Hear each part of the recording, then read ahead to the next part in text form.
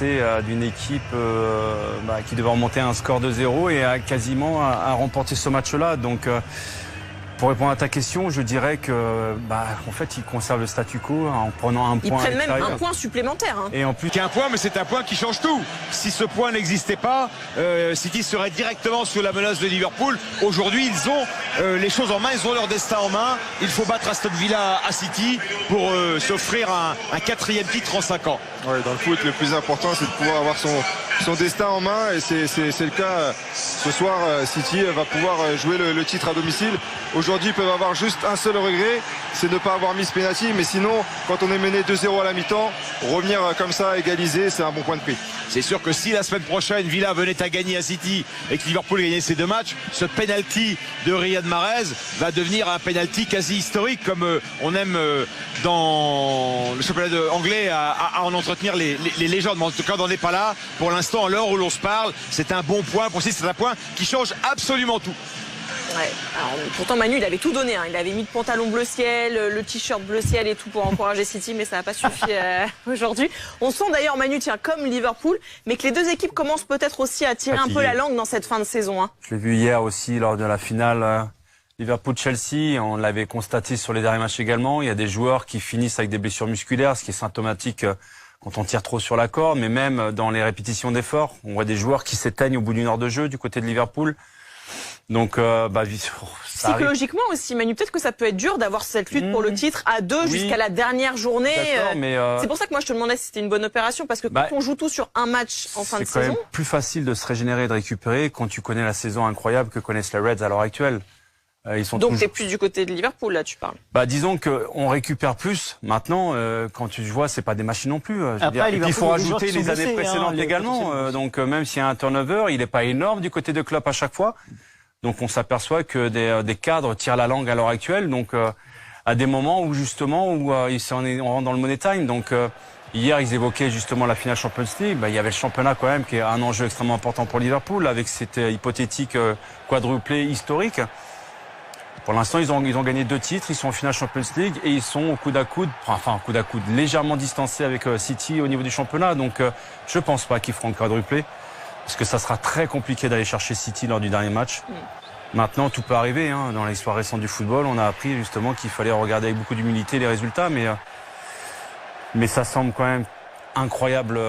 La tâche, elle est, je ne voudrais pas dire qu'elle est impossible, mais ça relève presque du miracle, quoi. En tout cas, ce 2-2, il permet de donner encore plus d'importance au Southampton-Liverpool qui aura lieu mardi sur RMC Sport à partir de 20h45. Grand merci. La Ligue des Champions, il a été champion d'Angleterre, il a gagné la CAN avec l'Algérie, il a gagné la FA Cup, il a tout gagné, sauf la Ligue des Champions. La Ligue des Champions et la Coupe du Monde. On a bien compris. Voilà.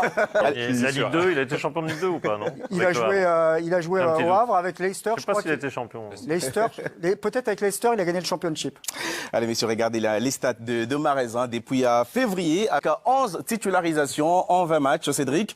Mais contrairement à Naby Keita, lui, comme Nabil l'a dit, il joue la plupart des grosses affiches, et notamment contre l'Atlético de Madrid et le Real Madrid en Ligue des Champions, mais aussi contre Manchester United, avec 2 succès et 2 matchs nuls obtenus par son équipe. En revanche, il a débuté sur le banc contre Liverpool et Tottenham, et son équipe n'a gagné aucun de ces rencontres.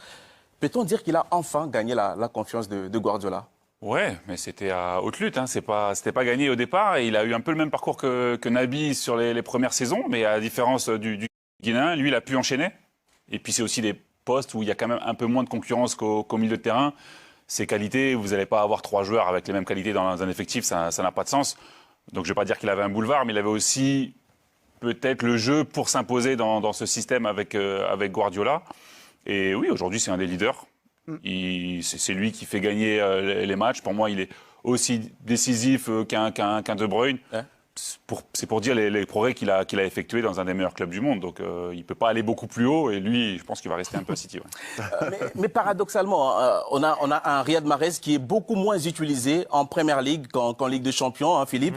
13 titularisations seulement cette saison en Premier League, contre 23 la saison dernière. Et en Ligue des Champions, il est passé des 9 la saison dernière à 10 titularisations déjà. Comment vous interprétez ces chiffres?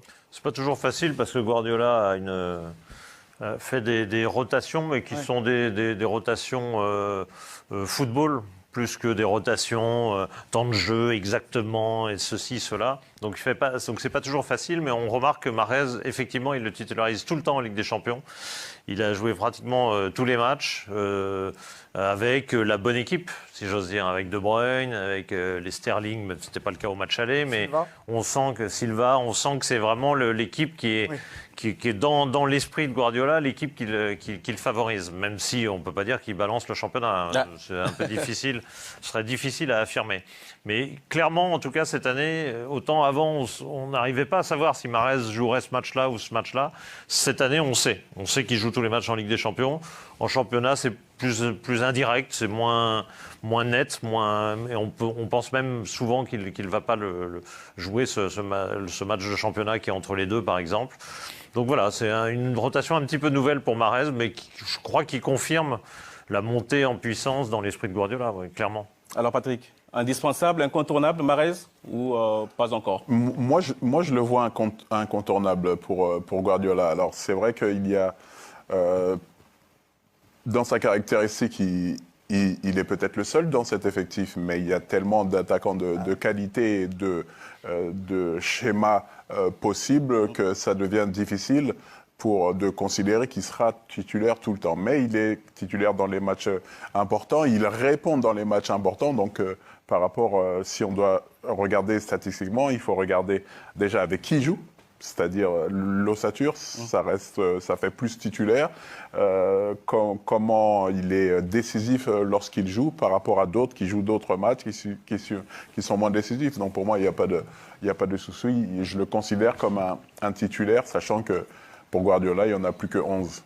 Il faudra surveiller son été également, parce qu'il n'a toujours pas prolongé. Il lui reste 1 an de contrat avec Manchester City. Effectivement, dans l'idéal pour lui, ce serait de poursuivre dans cette équipe qui est absolument fantastique. Mais vous savez, dans le football, tout est possible. C'est possible, absolument. Voilà.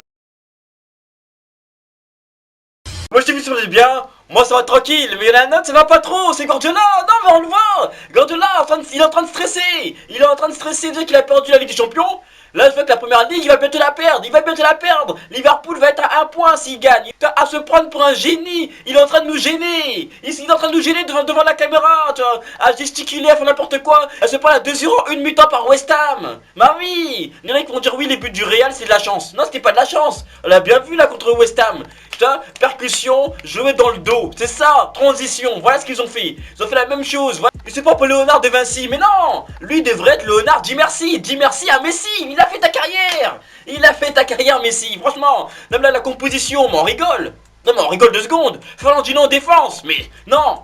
Mais tout amateur de football, c'est que non, tu peux pas. Il est fatigué, Fernandinho. Il peut plus courir. Encore tu le mets en défense. Contre toi en milieu de saison, début de saison. Mais tu peux le mettre en défense dans les 2 derniers matchs les plus importants de la saison. C'est pas normal. Non mais franchement, Fernandinho il est plus dans le coup. La dernière fois les Vinicius lui a mis un petit pont sans toucher le ballon. Il a mis juste une feinte et il s'est pris le petit pont. Même le ballon était surpris de passer entre ses jambes. Non, même le ballon était surpris. Non, il est fatigué. Tu peux plus le mettre. Mais lui oui, mais les autres sont blessés, ils sont fatigués. Mais il y en a d'autres. Il y a d'autres défenseurs. Mais un jeune du centre, moi je sais pas. On va dire oui, l'expérience. Oui, c'est vrai, oui, il a l'expérience. Mais il faut aussi avoir la présence. Enfin, il faut qu'il soit là aussi. Tu vois, si les jambes elles sont pas là, elle va servir à quoi l'expérience, hein? Elle est dans la tête, ça va servir un peu à rien. Donc lui, il est pas aidé par Laporte. Qu'est-ce qu'il Aymeric Laporte, qu'est-ce que tu fais? Le mec, oui, tu portes bien ton nom, Laporte, ferme derrière. C'est des journées portes ouvertes. Hein. Alors, tu pouvais aller dans son dos tranquillement marquer. Les 2 buts, c'est 2 fois les défenseurs ils vont dans son dos. Ferme derrière. C'est bien de défendre devant, mais défends aussi derrière toi. Je sais pas le mec. Retourne-toi. Non, t'as un gardien à défendre. Non, mais je sais pas. Aymeric Laporte, on aimerait que tu défendes un peu. On aimerait, s'il te plaît. Même pour venir en équipe de France, il n'était pas défendu. Non, pour venir en équipe de France, il a dit oui, Deschamps ne veut pas me prendre, donc je choisis l'Espagne. Même ça, tu t'es pas défendu. Non, mais je sais pas, défends-toi, défends un peu. Après, en seconde mi-temps, ils sont revenus, tu vois. Là, ils ont pu, tu vois, poser un peu le ballon, concrétiser certaines actions. Grealish a marqué. Grealish, non, oui, bon, ouais. 100 millions pour 3 buts l'année, bon, ça va. Mais c'est ça le problème de Guardiola. Ton équipe, ils ont pas d'automatisme. Là, en première mi-temps, ils se sont cherchés. Mais chaque fois, tu changes, à chaque fois, ils changent. La dernière fois, c'était Foden et Sterling qui ont joué.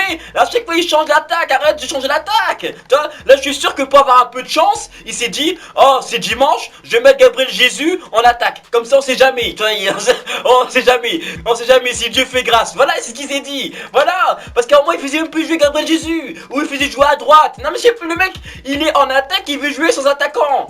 C'est quand il a compris. Il s'est pris une gifle par le Real Madrid, le Real Magique. Il s'est pris une gifle. Il est là, il a voulu acheter un Land. Là, il s'est dit, non, il me faut un attaquant. C'est que maintenant que tu réalises qu'il te faut un attaquant. Non, tu vois, heureusement qu'ensuite Mahrez a joué, tu vois, Mahrez a posé le ballon, il a pu dribbler, il a fait, non, heureusement, moi parce que De Bruyne était pas là, De Bruyne, tu vois, Kevin De Bruyne, oui, il y a deux De Bruyne, et le De Bruyne, quand il devient tout rouge, et là, faire attention, on sait très bien qu'il fait du sale, tu vois, triplé la semaine dernière, mais il y a le De Bruyne qui est là, des fois il n'est pas dans le coup, là il était pas dans le coup, Mahrez était là, des dribbles, des percussions, le mec il dribble, même si tu veux pas tomber dedans, tu vas tomber dedans, non mais il dribble, il percute, il est là, voilà, il a le coup franc, bah il a mis un but, autogol, je sais pas quoi, mais il a provoqué, il a provoqué le but, ensuite le penalty, ils vont dire oui il a raté, et moi je vous le dis franchement, sincèrement, il a bien fait de le rater, Mahrez. Ah, moi je vous le dis, il a bien fait de le rater. Pour toutes ces années où il a maltraité, où il a mis sur le côté, même pour le match du Real Madrid. D'où tu le sors? Tu le sors pas, d'où tu le sors? Tu le sors pas. Il a bien fait de le rater. Parce que franchement, Mahrez, pour moi, il avait le potentiel, il a encore le potentiel. Mais bon, tu vois, là, j'ai un peu, je sais pas, il a dans la trentaine. Mais il a le potentiel, avec dans une bonne équipe qui joue pour lui, pour être à Mohamed Salah. Mais là, franchement, il a le potentiel pour être à Mohamed Salah. On l'avait vu à Leicester avec une équipe, ouais, bah, c'est pas des grands noms en flanc. Vous avez vu ce qu'il a fait? Mais vous imaginez si l'équipe jouait pour lui, si on lui envoyait les ballons, mais il aurait eu... Frère, il aurait été à combien de buts? Déjà que là, il est meilleur buteur alors qu'il joue un match sur 3. Mais il aurait été à combien de buts? Non, mais c'est incroyable. Je vous dis, ça aurait été incroyable. Mais là, franchement, je vous dis, Guardiola, il lui vole du temps, il lui vole des années. Il aurait pu être au top du top. Mais là, le problème, c'est que Mahrez, je pense qu'il est un peu trop humble, un peu trop gentil. Mais avec ce genre de coach qui veut être la star, il faut le faire, il faut partir. Le mec, c'est ça le problème. Je sais pas, je pense qu'il a un problème. Quand il était jeune, il était nul. Il était nul et donc il veut prouver quelque chose. Il veut prouver, oui, mais maintenant je suis coach, je suis bon. Mais non, si tu veux remettre la star, va sur le terrain. C'est les joueurs, les stars. C'est eux qu'il faut faire jouer. Et moi, je dis franchement, Mahrez, barre-toi de ce club. À la fin de la saison, faut se barrer. Mais vraiment, je sais pas son agent c'est qui, mais son agent, réveille-toi et trouve-lui un meilleur contrat. Qu'il aille au Barça, qu'il aille, je sais pas, qu'il aille où. Mais il peut pas rester là-bas. Et tu vois, comment est-ce que vous en pensez? Est-ce que pour vous, Liverpool va rafler la première ligue? Est-ce que vous pensez que Mahrez devrait quitter City? Dites-moi ça dans les commentaires et on se capte plus tard.